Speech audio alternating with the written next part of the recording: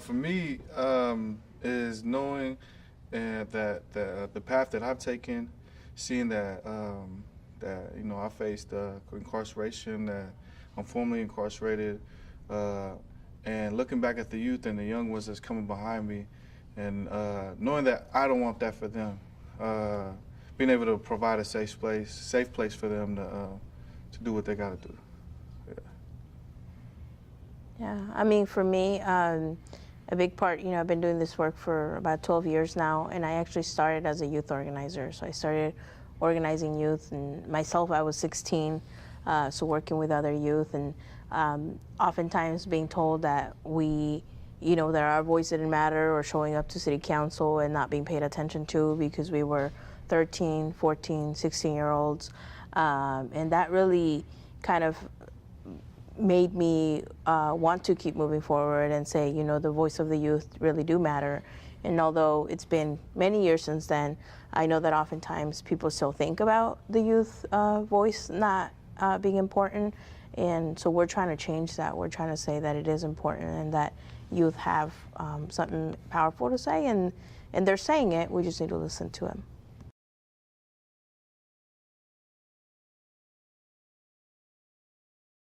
Our vision really is to transform the juvenile justice system into a system that not just focuses on incarcerating youth, or focuses on youth that are in the system and that wants to keep them in the system, but actually to provide services, support, a network for the youth, to even prevent them from going into the system. So to ensure that youth are not seen just as a statistic or as a number, but actually, as people, and as people with potential, with vision for themselves and for their families and their communities.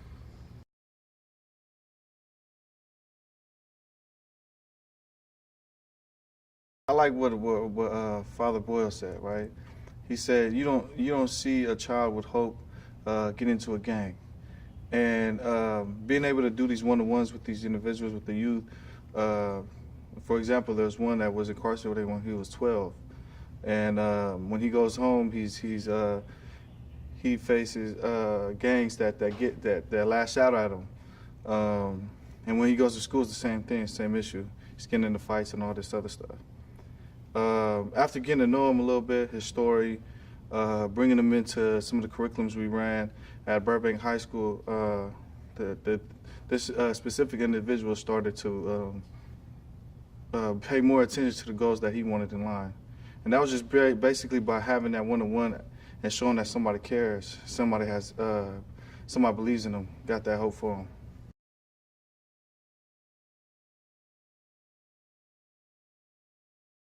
That's one of the things that we're really proud of already, is that we have, through this work, we've established a collaborative in our county that includes, an organization called Pro Youth and Families, where they're really helping to lead the training and curriculum around youth empowerment and development. We're partnering with Mutual Housing of California, which is affordable housing for many of the families that we are actually working with, in terms of families that have been impacted by incarceration, and the youth, of course. So we're, through this partnership, able to actually go to people's homes and meet them where they're at in their communities.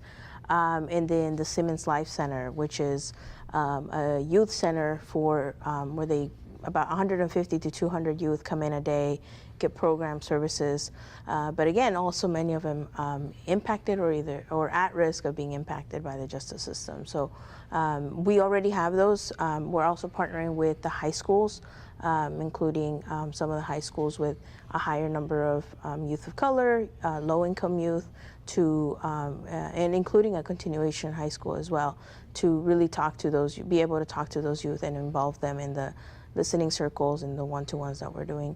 And we understand that we're also going to need to partner and go to the table with, folks in probation, with probably, the court services, with, maybe the city or the county. So we're definitely also looking and open to those partnerships as well.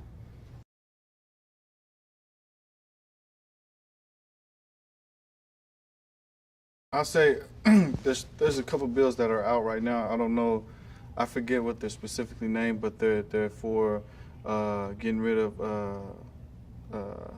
giving life without possibility to minors, incarcerating young minors under 12 years old for any such crime. I mean, if you think about it, these are children. They're still young kids.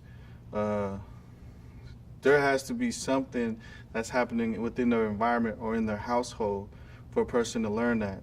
You know, it's all based on learned behavior, right? And there's another one that's about juvenile fees. So a child goes into juvenile hall, comes out, the parent will be hit with all these, with you know, for like as for there's a specific case out there in Sacramento where this individual had to pay, his mom had to pay over $30,000, filed bankruptcy because she couldn't pay it, and pretty much went broke off of it. And those fees stemmed from, or came from the housing inside the juvenile halls, the blankets, the clothes that he wore, to the food that he ate on a daily basis. And so we're trying to model after some of the Bay Area cities that have gotten rid of the juvenile fees altogether. And so that's what we're trying to bring into Sacramento.